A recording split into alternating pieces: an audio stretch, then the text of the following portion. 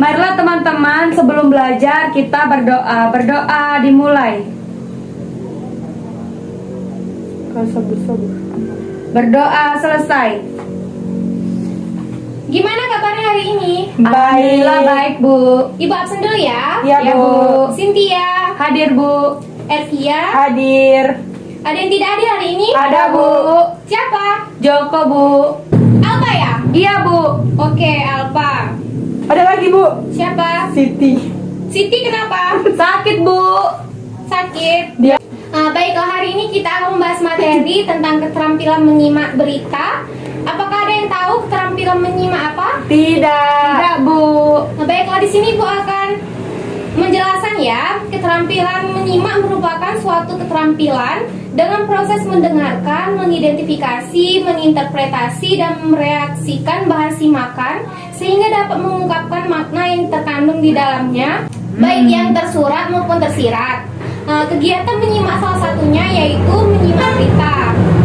Tak ada yang tahu berita di sini apa? Saya, Bu. Apa, Cynthia? Ada berita kemalingan, Bu. Lihatnya di mana itu? Saya lihat di TV, Bu. Oh, di TV ya? Iya, Bu. Nah, berita. Ya, Rupiah. Berita longsor. Di mana? Koran, Bu. Di koran. Oh ya. Beri aplaus dulu untuk Cynthia ya. Oke, di sini Ibu akan menjelaskan apa itu berita. Berita menurut Barus merupakan segala laporan mengenai peristiwa, gagasan, fakta yang menarik dan penting untuk disampaikan atau dimuat dalam media massa agar diketahui secara umum. Berita bagi suatu surat kabar adalah keterangan mengenai peristiwa atau isi yang dinyatakan untuk pembacanya mewujudkan filsafat hidupnya. Nah, unsur-unsur di dalam berita yaitu ada apa, siapa, di mana, kapan, mengapa, dan bagaimana. Atau bisa disingkat dengan 5W plus 1H. Ada yang ingin ditanyakan? Tidak. Saya, Bu. Iya, Cynthia. Kalau 5W plus 1H itu kan berita tuh 5W plus 1H kan, Bu. Kalau tidak ada salah satu dari 5W plus 1H, bagaimana, Bu? Apakah bisa disebut berita? Kalau dia masih unsurnya masih di dalam 5W plus 1H, itu masih dikatakan berita. Baik, terima kasih, Bu. Ada berbagai macam berita, mulai dari berita yang disampaikan secara langsung sampai berita yang disampaikan secara mendalam. Macam-macam berita itu sendiri, ada berita elementary, ada berita intermediate, dan berita advance. Ada beberapa prinsip yang harus diperhatikan dalam menyajikan sebuah berita.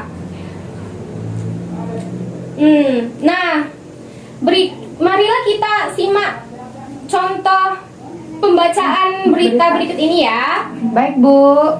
Kasus positif COVID-19 di Indonesia terus bertambah berdasarkan informasi yang dirilis Satuan Tugas COVID-19 melalui situs covid19.go.id. Diketahui penularan virus masih terus terjadi.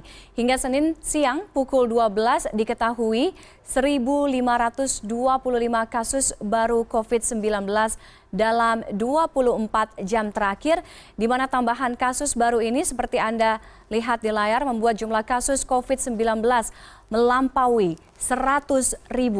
Total sampai dengan hari ini Senin 27 Juli 2020 tercatat 100.303 kasus COVID-19 di Indonesia, terhitung sejak diumumkannya pasien pertama pada tanggal 2 Maret 2020 lalu. Sementara untuk pasien sembuh juga ada penambahan kasus yaitu sebanyak 1.518 pasien sehingga total 58.173 pasien yang dinyatakan sembuh dari COVID-19.